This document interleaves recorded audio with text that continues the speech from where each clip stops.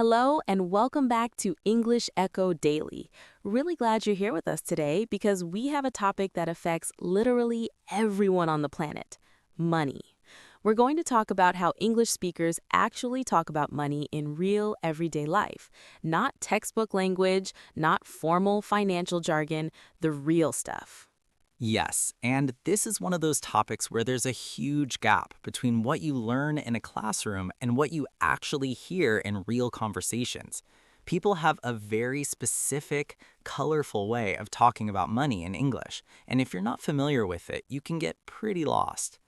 Absolutely. So today, we're going to cover everyday money vocabulary, common expressions and idioms, how people talk about being rich or broke, how to discuss prices, and even some of the cultural attitudes around money in English-speaking countries. There's a lot to get into, so let's go. Let's start with the basics, the informal words for money itself. Because in English, people rarely just say money in casual conversation. There are so many slang terms, and they pop up all the time. Right, so some of the most common ones: cash, that one's pretty standard and not too slangy. Bucks, this is very American. That costs 20 bucks, means $20. Quid, that's British slang for pounds. It cost me 50 quid. Dough, old school slang but still used. I need some dough. Bread, same idea, a bit old-fashioned, but you'll hear it. And grand, which means 1,000. She makes 60 grand a year, means $60,000 or pounds. Those are great. And then there's change, which specifically means coins or small amounts. Do you have change for a 20? Means, do you have smaller bills to exchange for my $20 bill? And a grand versus a couple of grand. People use a couple loosely to mean two or a few. That renovation cost a couple of grand, could mean 2,000 or maybe even three or four. Language is wonderfully imprecise sometimes. Okay, so now let's talk about expressions for not having money, because English has so many creative ways to say you're broke. Ha, yes, poverty has inspired a lot of vocabulary, apparently. The most direct one is simply broke. I'm totally broke right now. I can't go out tonight. Very common, very casual. Then there's flat broke for emphasis, completely, entirely broke. Strapped for cash is another one. It means you're in a tight financial situation, temporarily. I'm a little strapped for cash this week. Can we do something cheap? It implies it's not permanent, just a rough patch. Living paycheck to paycheck, this is a really important phrase. It means you earn just enough to cover your expenses with nothing left over to save. Every paycheck goes straight to bills and necessities. It's a phrase that describes a very common financial reality for a lot of people. In the red means your finances are negative. You owe more than you have. It comes from old accounting, where negative numbers were written in red ink. The company has been in the red for 3 quarters, meaning the company has been losing money. The opposite is in the black, profitable, financially positive. Oh, those two are so useful. In the red, in the black. You hear them a lot in business contexts, but also in everyday conversation. After the holidays, I was really in the red, meaning you spent too much. Tighten your belt is a great one. It means to reduce your spending because money is tight. We're going to have to tighten our belts this month. Very visual, right? Like literally tightening a belt because you've lost weight, except in this case, it's about cutting back. And then the classic, robbing Peter to pay Paul, which means using money from one source to cover another debt, just moving the problem around without actually solving it. I keep robbing Peter to pay Paul. I pay the credit card bill and then I can't afford groceries. Now, let's flip it and talk about expressions for having money or spending it freely, because this side of the vocabulary is equally colorful. Rolling in it means very wealthy. They just sold their company. They're rolling in it now. Loaded, same idea, very rich. Raking it in, making a lot of money, usually quickly. Since she started her online business, she's been raking it in. Splurge is a really useful verb. It means to spend a lot of money on something, usually as a treat. I don't usually buy fancy things, but I splurged on these shoes and I don't regret it. There's a sense of indulgence in the word. You know you're spending more than you normally would, but you're choosing to anyway. Treat yourself, a phrase that's become almost a cultural motto. It means allowing yourself something nice, spending on yourself as a reward. Very common. I've been working so hard lately, I'm just going to treat myself to a spa day. Splashing out is more British but widely understood. Same idea as splurging. We really splashed out on the wedding. It was expensive, but worth it. And burning a hole in your pocket. This describes money that you feel a strong urge to spend. I just got my bonus and it's already burning a hole in my pocket. I keep looking at things to buy. It implies the money feels uncomfortable to hold on to, like it's literally burning. Now let's talk about prices and value, because this is very practical for everyday situations. How do English speakers talk about whether something is worth it or not? A steal means something is extremely cheap for what it is. I got this jacket at the thrift store for $5. It was a total steal. A bargain. Similar, a good deal, better value than expected. People love saying they got a bargain. Overpriced, straightforward, costs more than it's worth. That restaurant is so overpriced, the food is average, but they charge like it's a five-star place. Pricey, a softer way to say expensive. This neighborhood is a bit pricey. It's expensive, but you're not necessarily complaining dramatically.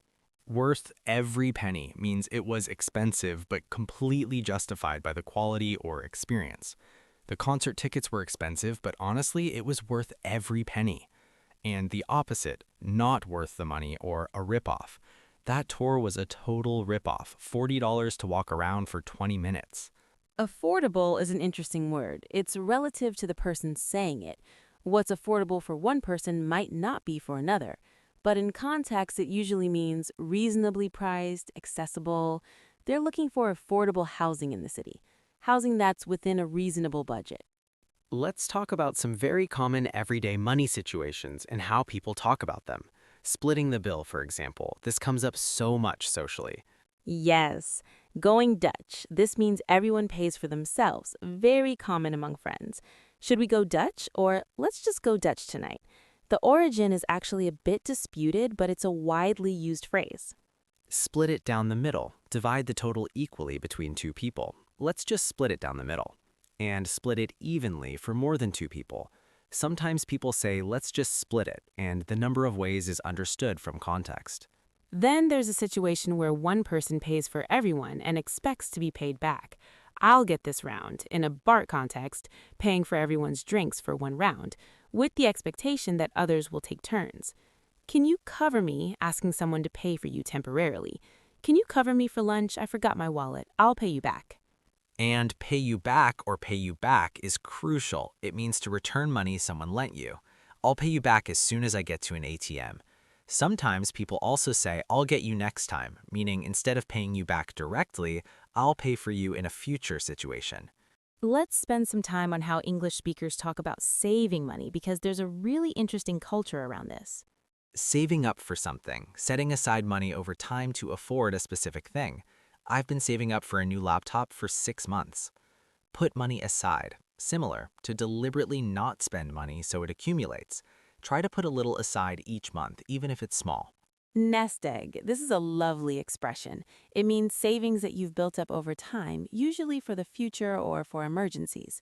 They worked for 30 years and built up a nice nest egg before retiring.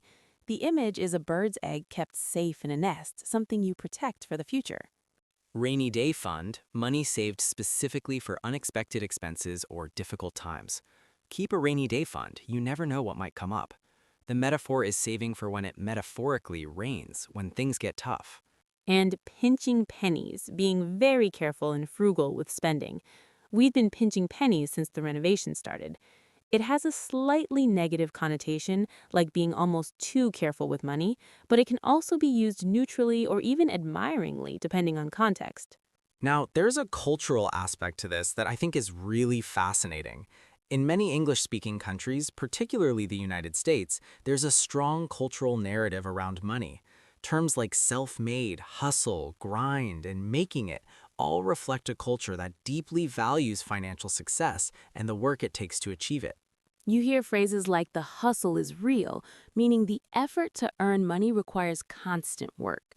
Side hustle is huge right now. It means a secondary source of income alongside your main job. She has a side hustle selling handmade jewelry online. Almost everyone seems to have a side hustle these days. And grinding, working extremely hard, often for a long period of time. He's been grinding for years to get where he is. It implies consistent, difficult effort. Rise and grind is a motivational phrase. Wake up and work hard. On the other side, there are expressions that criticize the obsession with money. Money isn't everything, a reminder that other things matter.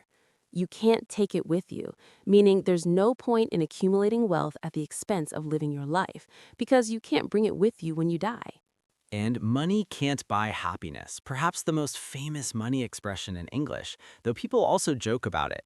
Money can't buy happiness, but it can buy a boat. And have you ever seen someone sad on a boat? A classic joke format. That's a good one.